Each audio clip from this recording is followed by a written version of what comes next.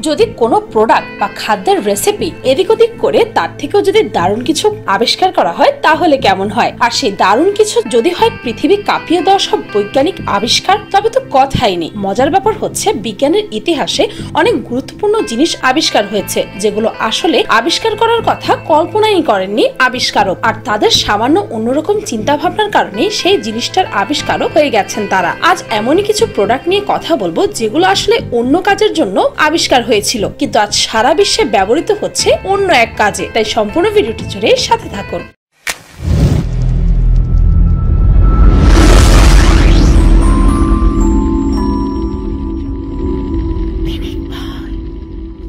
Number 1, Coca-Cola. কোকা-কোলার প্রথম বিক্রিটি হলো 8 মে 1886 সালে যুক্তরাষ্ট্রের জর্জিয়া অঙ্গরাজ্যের আটলান্টা শহরে। এটি প্রথমে বিক্রি হয়েছিল একটি প্যাটেন্টভুক্ত ওষুধ হিসেবে প্রতি গ্লাস 5 সেন্ট দামে। এটি মূলত ওষুধ হিসেবে বিক্রি হতো, কিন্তু যখন এটির চাহিদা খুবই বেড়ে যায় তখনই ফার্মাসিস্ট ভুলবশত সেই কোকা-কোলা পাউডারের সাথে মেডিসিনাল তরল না মিশিয়ে তার পরিবর্তে সোডা মিশিয়ে দেয়, আর ভুলবশত তৈরি হয়ে যায় কোকা-কোলা। কোকা-কোলার আদি রেসিপিটি তৈরি হয়েছিল যুক্তরাষ্ট্রের জর্জিয়া অঙ্গরাজ্যের কলাম্বাসে অবস্থিত ইগল ড্রাগ এন্ড কেমিক্যাল কোম্পানিতে। এটি তৈরি করেছিলেন জন পেম্বারটন নামক একজন ড্রাগিস্ট। এর প্রকৃত নাম ছিল কোকা ওয়াইন, যাকে বলা হতো ফ্রেঞ্চ ওয়াইন কোকা। তিনি সম্ভবত ইউরোপীয় ভিন মারিয়ানি নামক কোকা ওয়াইনের ব্যবসায়িক সাফল্য দেখে এরকম একটি পানীয় প্রস্তুত করতে অনুপ্রাণিত হয়।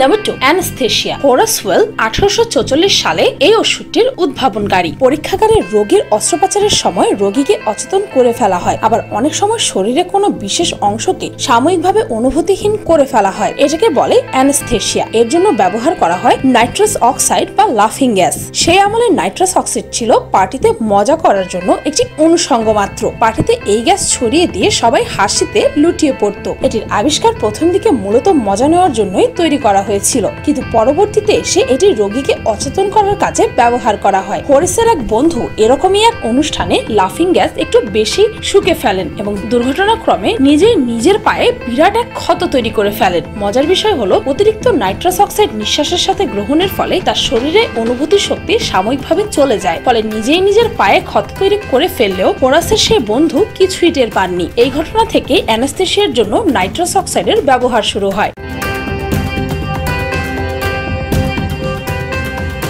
Number 3, chewing gum. চুইংগামের সঙ্গে আমাদের বহুদিনের পরিচিতি। চলতি পথে খেলার মাঠে চুইংগাম আমাদের পরিচিত সঙ্গী। এর আবিষ্কারক আমেরিকার Thomas Adams.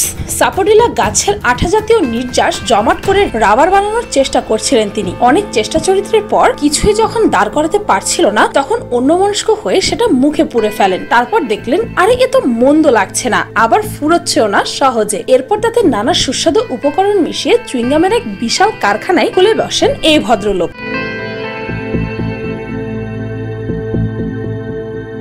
Number 4, bubble wrap. Mark চ্যাভেনিস ও আলফ্রেড ফিল্ডিং নামের এই দুজন ব্যক্তি তাদের ঘরের দেয়াল সাজানোর জন্য একটি ওয়ালপেপার তৈরি করেছিল। তাদের এই প্রোডাক্টটি নিজের কাছে তেমন ভালো লাগেনি। পরবর্তীতে যখন তারা এটি দিয়ে প্যাকেট সিলের কাজে ব্যবহার সংখ্যা বাড়াতে থাকে তখন এটির চাহিদাও বাড়তে থাকে। বর্তমানে এটির বিভিন্ন প্রোডাক্ট সিল থেকে শুরু করে রেইনকোট হিসেবেও ব্যবহার করা হয়। শুধু তাই নয়, অনেকে এটি হাতে নিয়ে ফোটাতেও দারুণ মজা পায়। Number 5, Viagra.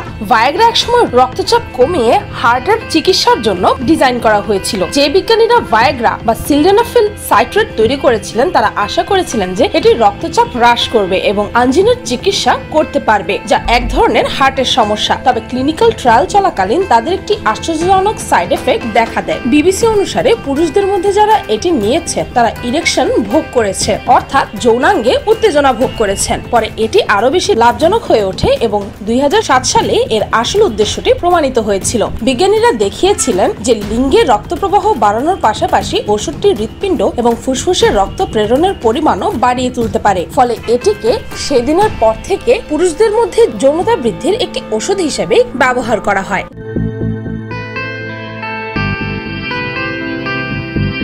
Number 6 7 up. 7 up অনেক কম আকর্ষণীয় লেবেল দিয়ে শুরু হয়েছিল। বিআইবি লেভেল লিথিয়ের লেমন লাইম সোডা নামটি থেকে বোঝা যায় লেবু চুনযুক্ত স্বাদযুক্ত পানীয়তে লিথিয়াম রয়েছে। এটি এক ধরনের ড্রাগ যা বাইপোলার ডিসঅর্ডারে আক্রান্ত মানুষের মনোরোগ চিকিৎসায় ব্যবহৃত হয়। দ্য নিউ ইয়র্ক টাইমস এর মতে 7 আপ 1950 সাল পর্যন্ত লিথিয়াম ধারণ করে। এমনকি 7 নামটি লিথিয়ামের পারমাণবিক ভরকে বোঝায় এবং আপ পদার্থ গ্রহণের পরে একটি উন্নত মোড নিয়ে কাজ করতে পারে বলেও প্রস্তাবিত। এখন এটি কোমল পানীয় হিসেবে বাজারজাত হয়।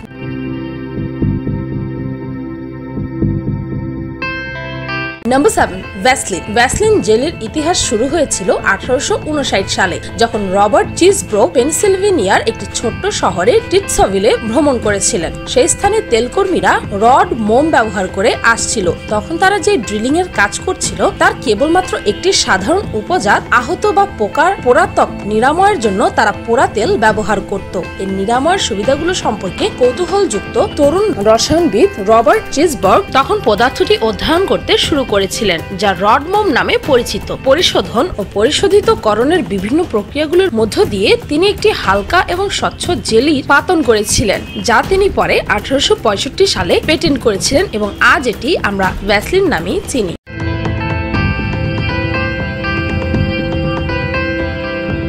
তো এই ছিল পৃথিবীতে আবিষ্কৃত এমন কিছু প্রোডাক্টস যা কিনা বাস্তবে আবিষ্কার করা হয়েছিল ভিন্ন এক কারণে, কিন্তু সেগুলো ব্যবহার হচ্ছে অন্য এক কারণে। ভিডিওটি এই পর্যন্ত। পিনিক বাই ফুডের আজকের ভিডিওতে আপনাদেরকে দেখাবো আস্ত একটা ইলিশ গ্রিল করে কিভাবে অসাধারণ গ্রিল ইলিশ বানানো যায়।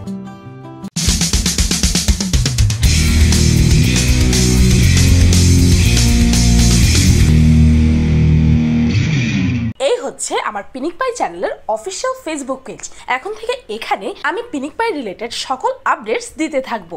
তাছাড়াও পিনিক পাইয়ের মোস্ট ভিউড ভিডিওস আর এমন কিছু ভিডিও যেগুলো কিনা ইউটিউবে আপলোড করা সম্ভব না, তাও আমি এখানেই আপলোড করব।